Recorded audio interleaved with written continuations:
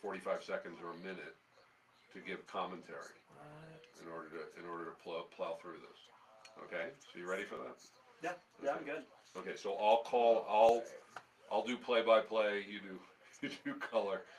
So I'll read. So we'll start with we got G. We're gonna do them in order. G H I J K 79 80 J J K K 127 128 129 130 131. And you can That end is with a different order 139. than I have, but we'll figure it Oh, out. well that's that's like This has 79, 80, then it goes G H I. okay. J, So they K. reversed. Then it goes 127, 128. Yeah, that's not Wait, how. wait, wait, it's time. This is fun. Welcome back to the Peak. I'm Chaim Goldman, the Watchman. You're listening to AM 1460 and FM 101.1. The Answer. We are doing a recap of the ballot initiatives in the state. I have Jason Lupo here with me, the third time here this week, doing our election thing. Just so you know, we're going back to just being the Peak next week with like regular guests and stuff like that, because all of October and into November have been about the election. Okay, this is a speed round. So what we're going to do here is if it was voted down, we're just going to tell you that and move on. If it was voted yes, that obviously will change things, and we're going to spend a little bit of time giving you our opinion about, and it's opinion, right, because it's future, we don't know, about what this is going to mean to us. So we'll start with G. We're going to go down in the order that they were in the blue book. G, modify property tax exemption for veterans with disabilities. Win, lose. It won by 72%. Okay, and so what does this mean? So basically, essentially, disabled veterans are going to have the ability to be exempt from property tax. Okay. I think it sees some more retired disabled veterans moving back to Colorado that may have moved to Texas for the tax advantage. Oh, so that's cool. We love our veterans, and come on back. As long as you're help us here. don't. Anyway, I'll move on. H, judicial discipline procedures and confidentiality. It won with 72%. This is going to create a independent judicial board to review judges. I think this depends on how they stack these boards. It depends on because now there have been no judges were taken out in this election. I think I heard in the history in 30 years only 5 have ever been, and it's very hard. I do a voter guide and everybody always says what's about the judges, and there are ones. It's very hard to get that. Hopefully this is a better review process, but again it depends on how they run it. It's a rock and a hard place. At the end of the day, if you remove a judge, the seated governor oftentimes gets to put them back in place. If it's county-wide, they have a separate board that puts them in. But sometimes the devil you know is better than the devil you don't know. Okay, Amendment I, constitutional bail exception for first-degree murder. It passed with 69%. I think this really doesn't change anything. It was already, I think, outlawed in Colorado to begin with. What? The right to bail in first-degree murder cases. Okay. No. So, but I don't think it changes much. But but this will limit it in first-degree murder cases. Yeah. The ability to suspend bail, but in there is unless the defense delays the trial, they can't just keep you indefinitely. The trial has to happen, I think, within 90 days. Well, we already have the right to a speedy trial written in our Constitution. Right. That's broken all the time. So you don't think this changes anything? No, I think at the end of the day, the judges already had the right to deny bail. So, in these cases, I don't know as though it changes it. I think it just reinforces the judge's ability to do it. Because now it's constitutional. Now it's constitutional. Okay, Amendment J, repealing the definition of marriage in the Constitution, was in the Colorado Constitution the definition of marriage, a man and a woman. Now it can be anything, right? Because it won. Yeah, it won with 64%. My concern is what's next. Believe me. What are we going to do? When we remove the definition of marriage altogether, what comes next? You're going to marry your statue at your house? Your dog. And by the way, it's not being sarcastic. There are people that live these kind of lifestyles. It's legit. This is a legit concern. It was a huge concern in California. They had a very similar measure. They believe that it's ushering in polygamy. Okay, and then of course slippery slope into whatever land. Go wherever you want. Right. Okay. Amendment K, modify constitutional election deadlines. This looks like it's being defeated. It's 55% no. It needs 55% yes to pass. So So It things hasn't will been stay the called, same. but I don't understand why it hasn't been called. It's been defeated. Okay, things will stay the same as far as election deadlines, filings, things like that. Correct. Okay, now we get to the big one, and I'm personally disappointed on this one. But Amendment 79, constitutional right to abortion, This one passed with 61%. and it needed 55. Yeah, it doesn't change much. The biggest change right now is there's two big changes. Taxpayers will now be paying for certain abortions for citizens of Colorado, and Potentially and potentially non-citizens. non-citizens. And on top of that, parents no longer have to be notified of their child's soon-to-be abortion. So it's going to remove any parental right. And the implications of this, I think, are big. Past the potential wrath of God for not protecting life. Also, Constitution, I thought, is supposed to protect life, but of course that's gotten defined out. But from let me say just a more practical perspective that goes apart from maybe moral issues or religious issues that you may or may not hold, is this. I've already been informed how little the abortion industry is regulated. Watched over by the health department or anything. So people who say we need this type of stuff to stop back alley abortions, this actually makes it harder to regulate the industry, to bring anything in, to do that. The money issue of where is all this money going to come from for paying for these things, and why is this the only type of surgery or medical procedure that has to be paid on a constitutional area? And then I'll turn it back to you in a moment. And then also from the parental rights thing, let's just say that you don't know that your daughter had this procedure done and she starts hemorrhaging and you have no idea. I mean, taking the parents' ability to take care of their children, already, no matter how this went, we were going to have full-term legal abortion in the state. So this wasn't about that. Well, it was about possibly not having it be able to be overturned in the future. But the things that it does usher in, the argument that this is health care or reproductive rights, or that it's protecting women or anything, or that it doesn't have any monetary effect, it's all factually incorrect.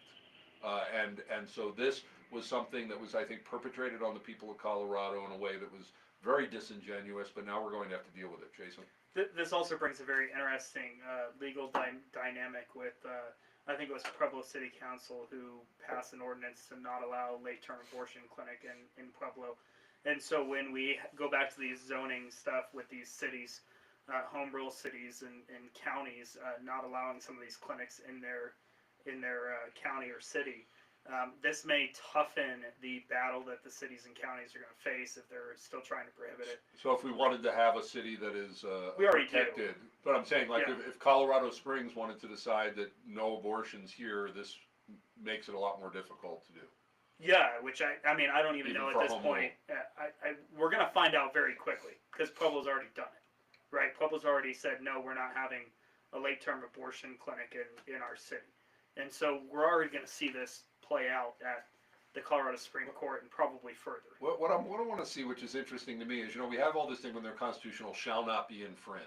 Well, the right to bear arms shall not be infringed, but there's tons of gun laws. So why is abortion going to be the one thing that you can't touch it at all? Every constitutional right has laws around it, common sense or not. So well, let's look at it this way, right? So we passed the increase in tax on firearms and ammunition, which I'm jumping ahead. yeah, okay.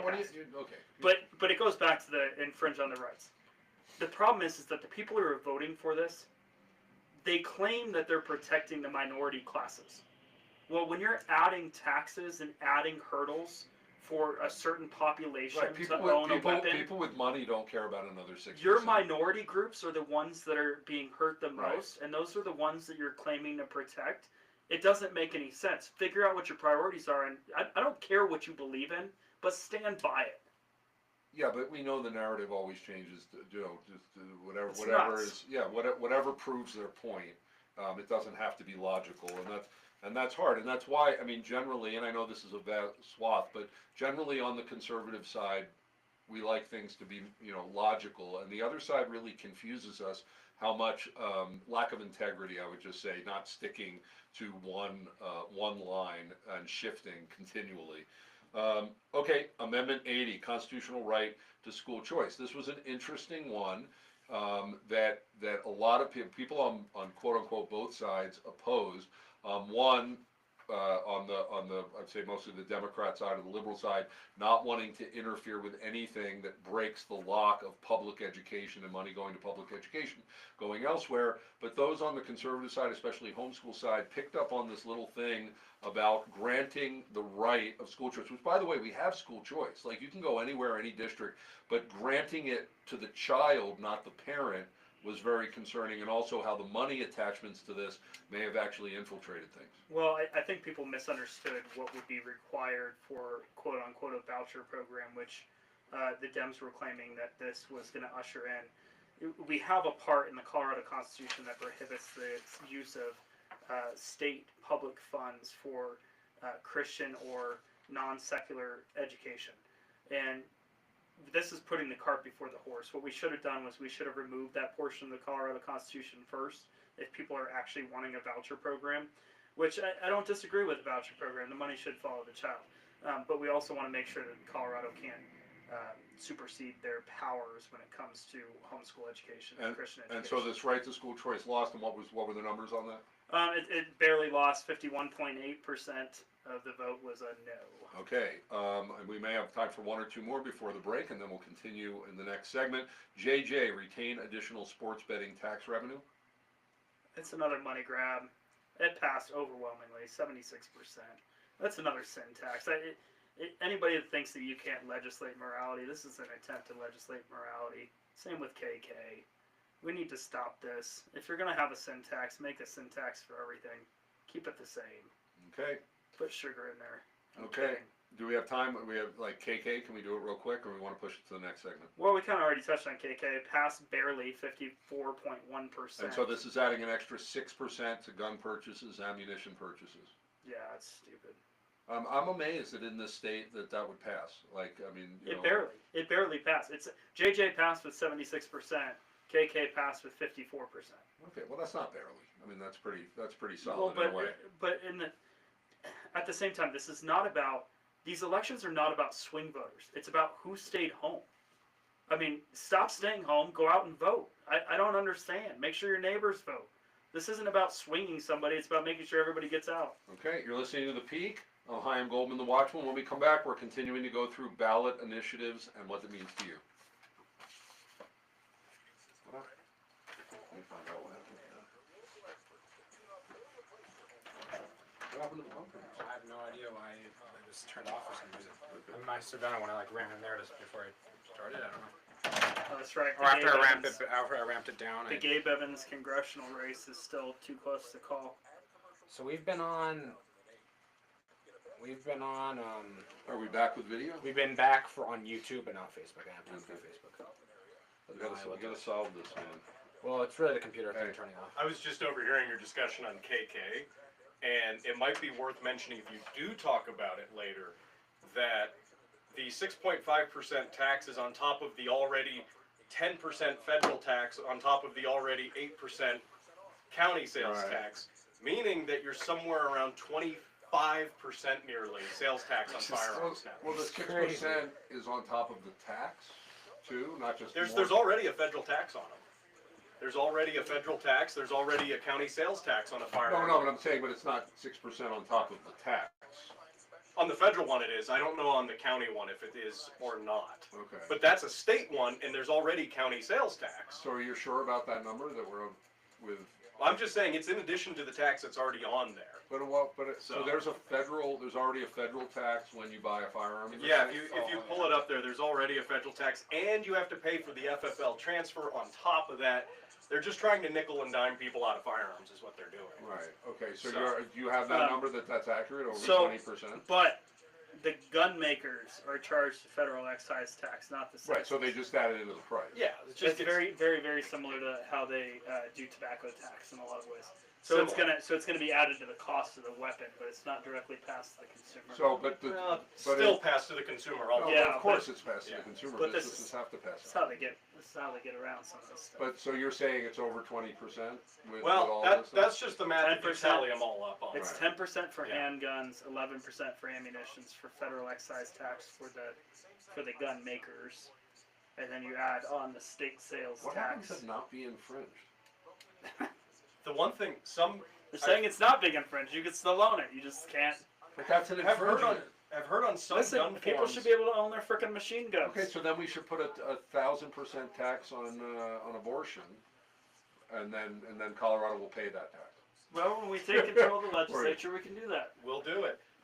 One theory to get around it, though, I don't know if it's legal, but it's you sell the guns and then you sell candy bars alongside. The candy bar's $1,000.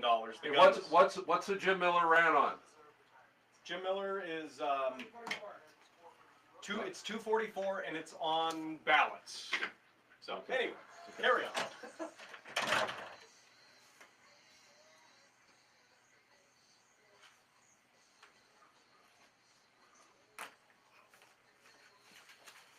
Welcome back to the Peak News. I'm Chaim Goldman, the Watchman. I'm here with Jason Lupo, and we're finishing up ballot initiatives. We have to run through these really quick. So we covered up to now. We're at 127. Prohibit bobcat links and mountain lion hunting. What happened with that? I am proud to say it got defeated by 55%. And that was a very well-funded no campaign. That was like one of the only few. It was a very well-funded yes campaign too. It was a very well-funded campaign, which is it's shocking to me. Yes, I wanted this to be defeated, but it's a frickin' animal. It's not a human. Right. So the fact that Coloradans turned out to protect bobcats or to not protect, well, I guess we can hunt both, right?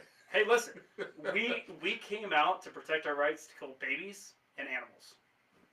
If you want to put it that way, I mean, don't worry. Like, I think that if we were to pass 127, we are messing with the ecosystem far more than allowing mountain lions to be hunted in direct quantities. But we're no longer making this argument. It got defeated. Yay. Okay, 128 parole eligibility for crimes of violence. Yes. Okay, so what does this mean? This means if you commit a violent crime on January 1st and after, you're not going to get off for good behavior. You're going to serve 85% before you can possibly be paroled. So this means that our prisons and our jails are going to have to be expanded. okay, I think we're going to see. Counties in the state prison system really stretch to its core. I think this is necessary, but it's going to require more funding. okay, 129 establishing veterinary professional associates. It passed 52%. This is going to make your veterinarian bills even more expensive and outrageous than they already are. Right, and also is it a misdemeanor or a felony if you treat an animal without this license? So like you can't just get the next door neighbor who knows about horses to help you out. Like you have to actually be licensed to do anything with animals legally at this point. So more regulations More stupidity. and more money for taking care of your animals. Sort of like the pet tax they were trying to pass. Okay, let's get into these. 130 funding for law enforcement. I'm shocked this passed. It passed. $39 million. I don't know. Well, it's $350 million. This is a state that voted almost entirely Democrat, who their initiative not too long ago was to defund the police. And here is like $350 million going towards police from the state legislature, even though we're already collecting money locally in taxes for our police and for our sheriffs. I don't understand what the voters are doing here. Okay, finally, and this was a big one for Jason because he was part of the no campaign. 131, establishing all candidate primary and ranked choice voting general elections. For me, 79 was the most important one, and I'm upset with that, but this would have absolutely wrecked, in my opinion, everything. And it's good it defeated. And what are the numbers on how much it was defeated? So it was defeated by 54% no, 45% yes. So that's significant. This was rejected all across the country. This is the first time. Everybody except Washington, D.C., that had an initiative to put in ranked choice voting declined it. Everybody. Everybody's going, we know what this is. We know what you're trying to do. Stop it. And they've spent hundreds of millions of dollars on these campaigns. And I'm so glad they got defeated. And Alaska, who was Kent Theory's primary person. Did they repeal it? They repealed Oh, it. really? They repealed it. So they they had it only for went 2 years. 2 years, they said, we're done with this. We don't want it anymore. We still don't have a result out of Alaska, even though Mary Patola is probably Because this election got run according to these Because rules. this election was the second time they've run it with ranked choice voting, but the voters said, we don't want to do this anymore. We're done. Okay, and what would that have meant, if, in your opinion, 20 seconds, if this had passed? Let's put it this way. If you look at what happened with the Secretary of State, if you look at how long it's currently taking for El Paso County to release their results and across the state release their results, times that by 20, and that's how bad it would have been. Okay. You've been listening to The Peak as we did the recap. Jason, we got through it. Jason Lupo, thank you so much for being on the past few days as we've been doing this punditry and review of the elections. Elections do matter, folks, but media matters more because it's every single day. And so please keep listening to The Peak, telling people about The Peak. And now we have Jim Miller and The Peak Rants. Thank you. Thank you. Not in as big a rush because now I don't have a practice at 4 o'clock anymore. I only have practice okay. at 4:30. But yeah. I feel like I work here over this week. Hopefully, if we get enough money in, you can.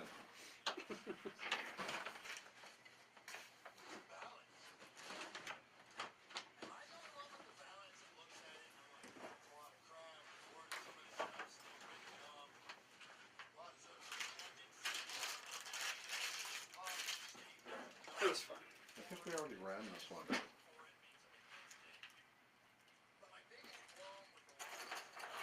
Well, you can't stop it now.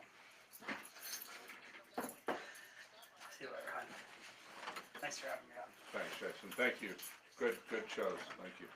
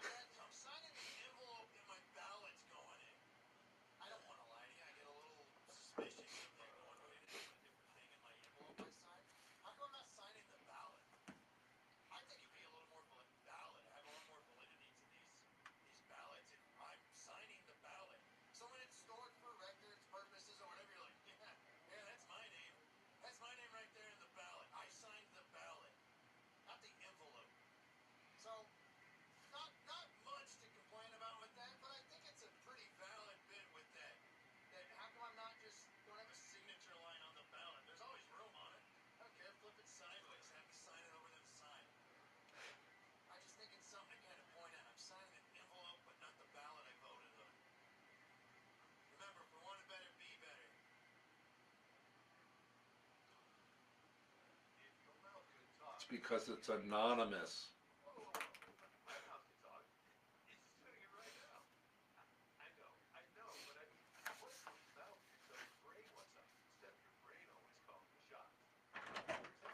Yeah, I cut him short. What? I had to cut him short.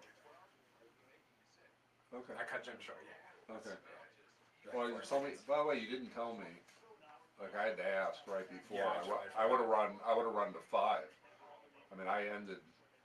Yeah, we were like 4 seconds behind, so I cut down. Okay. But thankfully, I did the math as it was going, so I knew when I needed. I guess I didn't punch this right at the beginning. I thought I was coming down, but you got to tell me the length. Yeah, I totally forgot. But the reason we don't sign the ballot is because it's anonymous voting. That's why we don't sign the ballot, because you don't know who voted. You don't know. So if someone's- validate and then. So that does make sense. Are you gonna say that? You can. I mean, Yeah, I it's can. just a discussion. If you brought up a point, say what you think. Okay.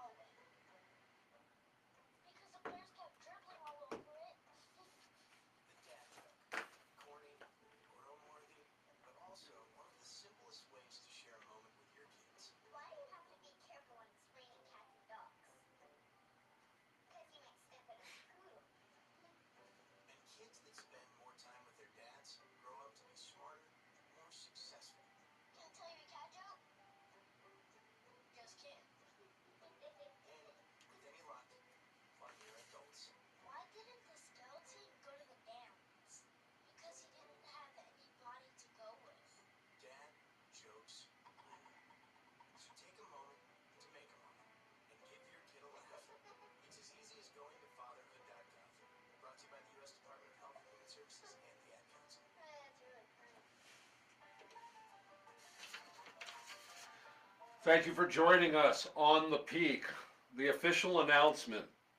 The elections are over as far as we're concerned. In a way, of course, we'll report on things as they come in, but we're going back starting on Monday, because we are Monday through Thursday. We're going back to sort of our regular schedule, covering everything, not just elections. So I hope you've appreciated our Peak style of election coverage, but we're going back to covering everything next week. And so let's see. Well, tomorrow, first of all, because we're not on Fridays, Dirk Hobson, the Southern Colorado Business Forum and Digest, airs here at 3 p.m., so check that out. But Monday, Veterans Day, we have Joe Lewis from VNet, who is the El Paso County Veteran of the Year. He will be our guest for the hour. On Tuesday, John Grabowski, Legislative Liaison for Colorado Convention of States. This is very interesting, you know, as we now have a new administration coming in, but there's been this talk in this movement for a long time about reconvening the Constitutional Convention of the states. And so we've been interested in doing this, wanted to wait until the elections were over, and we have John in on Tuesday. Coming up next is the Larry Elder Show here on The Answer, so stick around for that. And also check out our podcast. I think we're pushing 140 podcasts on thepeak.news. And of course, please join us on November 14th, next Thursday at the Pinery. We have a Taste of the Peak event, a fun fundraiser for the Peak News Educational Foundation to benefit our journalistic ethics and media vocational training program. We're going to be having lots of fun with food tastings and live and silent auctions and music and a lot of great speakers. Go on thepeak.news/events, our website, thepeak.news/events, for more information, and join us down there as we have a lot of fun. I think after the elections we should have some fun together as a community, but make an impact too, and this is helping youth break into media. I'm Chaim Goldman, the Watchman. Thank you for joining us on The Peak, where we say the quiet stuff out loud for such a time as this. Shalom.